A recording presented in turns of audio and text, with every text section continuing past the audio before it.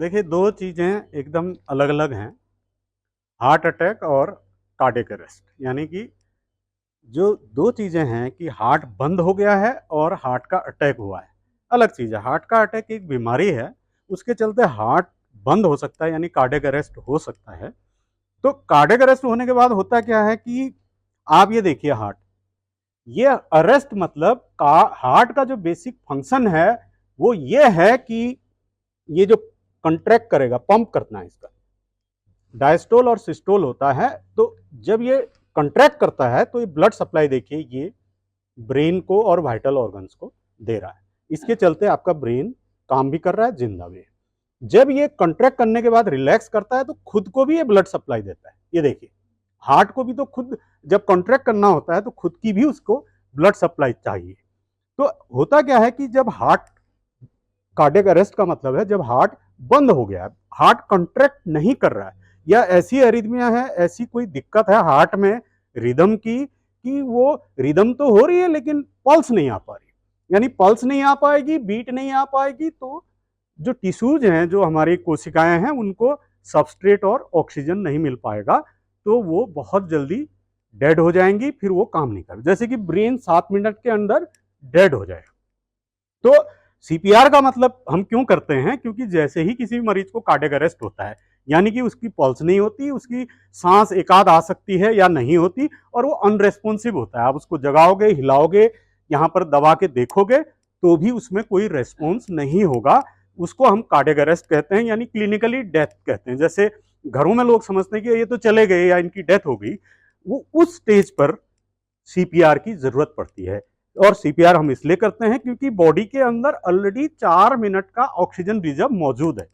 अगर हम इस हार्ट को बाहर से पंप करेंगे, सीपीआर का मतलब आप समझ लीजिए चेस्ट कंप्रेशन, चेस्ट कंप्रेशन का मतलब समझ लीजिए कार्डियक कंप्रेशन, कार्डियक कंप्रेशन का मतलब समझ लीजिए सिस्टोल। यानी जो हार्ट खुद ही कॉन्ट्रैक्ट होता है, वो हम, क्योंकि अब वो हार्ट कॉन्ट्रैक्ट नहीं हो पा रहा है, तो हम बाहर से प्रेशर देके, कंप्रेशन देके उसको ऊर्जा दे रहे हैं, और वो कंट्रैक्ट होके दब करके, यानी कि जैसे हम कहते हैं छाती दबाना, दब करके वो जो ब्लड है हार्ट खींच रहा है, फिर दब करके वो ब्लड कहां चला जाएगा, ब्रेन को चला जाएगा। और जैसे ही मैं रिलैक्स करूंगा, ये देखिए, ये लोअर स्टर्नम है, छाती की बीच की जो हड्डी होती है, उसके निचले हिस्से में एक हाथ रखा जाता है, दूसरा हाथ इंटरलेस किया जाता है, तो 5 इंच तक ऐसे दबाया जाता है, और 5 सेंटीमीटर तक दबाया जाता है, यानी 2 इंच तक, और 100 से 120 बार ये किया जाता है। और इसमें कोई इंटरप्शन नहीं होना चाहिए। अगर आप हॉस्पिटल में हैं, आईसीयू में हैं, तो चिन लिफ्ट करके इस तरह से अम्बू वेंटिलेशन आप कर सकते हैं, बैक मास वेंटिलेशन। वो भी कैसे, 30 बार जब मैं दबाऊंगा तो मैं छोड़ दूंगा, 2 बार ये करेंगे, ये भी कितना करेंगे, 1 सेकंड के लिए दबाएंगे, एक एक 2, ये बस इनका काम इतना ही है। कम से कम 450 से 500 ml एयर जो है जानी चाहिए। लेकिन ये एयर तभी जाएगी जब आपने प्रॉपर ये लगाया है और चिन लिफ्ट किया है। लेकिन घर के बाहर, यानी हॉस्पिटल के बाहर जो भी कार्डियक अरेस्ट होते हैं, उसमें इसकी जरूरत नहीं है। उसमें यह है कि आप हार्ट का कंप्रेशन जारी रखें। मेन जो है, जिसे हम हार्ट का कंट्रैक्शन या सिस्टोल कहते हैं, ये बाहर से दबाने से मिल रहा है। समझ रहे, ये मैंने कंप्रेस किया चेस्ट को, तो एक्चुअल में दब क्या रहा है, हार्ट, हार्ट दब रहा है, उसके अंदर जो मौजूद ब्लड और ऑक्सीजन है, सबस्ट्रेट है, वो आपके ब्रेन को चली गई। और जैसे ही ये देखिए, अब जैसे ही मेरा हाथ रिलैक्स हुआ, तो ब्लड जैसे ही हार्ट ने अंदर खींचा, तो ये कोरोनरी आर्टरी, यानी जो आर्टरी हार्ट को सप्लाई कर रही है, उसको भी ब्लड मिल गया। तो सीपीआर का मतलब है कंप्रेशन डिकम्प्रेशन, कंप्रेशन और ये decompression, compression decompression, compression decompression. लेकिन ये बहुत अच्छे रेट पे होता है, 100 से 120। लेकिन मेथड यही है कि आप मरीज पे झुको नहीं, आप अपनी एल्बो को बेंड मत करो, और जो फोर्स आ रहा है आपके हिप जॉइंट से, यहां से ऐसे आ रहा है, ऊपर से नहीं आ रहा है, कंधों से नहीं आ रहा है, यहां से आ रहा है फोर्स, ये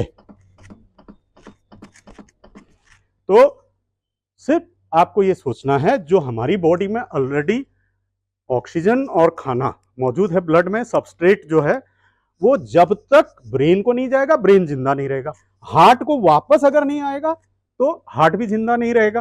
तो जिंदा अगर हार्ट रहेगा, जो हार्ट का वेंट्रिकुलर फिब्रिलेशन है, यानी जो रिदम की गड़बड़ है, जो उसकी जो नाड़ी जो है गड़बड़ा गई है, जो नाड़ी पंप नहीं कर पा रही, जो नाड़ी के चलते फिब्रिलेशन में मरीज है, या पल्सलेस बीटी में मरीज है, या कार्डियक अरेस्ट में मरीज है, या पल्सलेस इलेक्ट्रिकल एक्टिविटी में जो मरीज है, वो मेरे ऐसे दबाने से वापस नहीं आने वाला।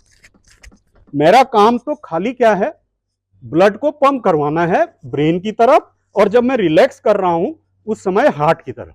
ये बात याद रखिए कि आपके ये कंप्रेशन और डिकम्प्रेशन से हार्ट की जो गति है, हृदय गति है, वो वापस नहीं आने वाली।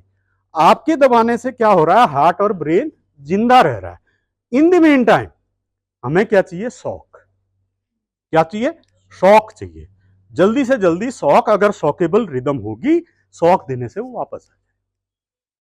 मेन काम किसका है, शॉक का। सीपीआर तो क्या है, एक वो प्रोसीजर है स्टैंड गैप वाली, कि जब तक आपको शॉक अवेलेबल है, जैसे हॉस्पिटल्स में है, विदेशों में तो मॉल्स के बाहर भी एईडी लगे हुए हैं, वहां शॉक देना, किसी को भी बोला जाता है आप शॉक दो। तो ये काम करना है कि आपका जो मुख्य काम है वो आपने कंप्रेशन जारी रखना है। और देखिए, हॉस्पिटल के अंदर अगर आप कर रहे हैं, आप सिर्फ एक जना अगर ये कर रहा है तो दूसरा जना अवेलेबल हो दूसरी तरफ से 2 मिनट बाद वो पकड़ ले, तीसरा जना अवेलेबल हो जो अंबू से करे। हमें तुरंत इंट्यूबेट करने की कोई जरूरत नहीं। हमें हॉस्पिटल के अंदर ये पता होता है कि कारण क्या है कि इससे कार्डियक अरेस्ट में गया। किसी को बेहोशी का इंजेक्शन लगने, एनेस्थीसिया में हो सकता है कोई कॉम्प्लिकेशन आ जाए उससे हो, या किसी को हार्ट का रोग है, या किसी को हॉस्पिटल में नया हार्ट अटैक आ जाए, या किसी को सांस की बीमारी है, तब जाके कार्डियक अरेस्ट हॉस्पिटल में होता है। ठीक है ना। तो आपको जनरली पता है कि कारण क्या है। तो ऐसे में क्या है कि आपका काम है कि 2 जने मिलके सीधे सीधे आपने कार्डियक कंप्रेशन जारी रखना है। तीसरा आदमी आके आईवी ड्रग्स, जो चौथा जो टीम लीडर है, वैसे तो 6 जने होने चाहिए कम से कम एक सीपीआर के लिए, तो जो टीम लीडर है वो बताएगा कि आपको ये करो, दूसरा आदमी ये करो, या फिर वो डिसाइड भी करेगा वेंटिलेशन की ट्यूब डालने की जरूरत तो नहीं है, और शॉक देनी।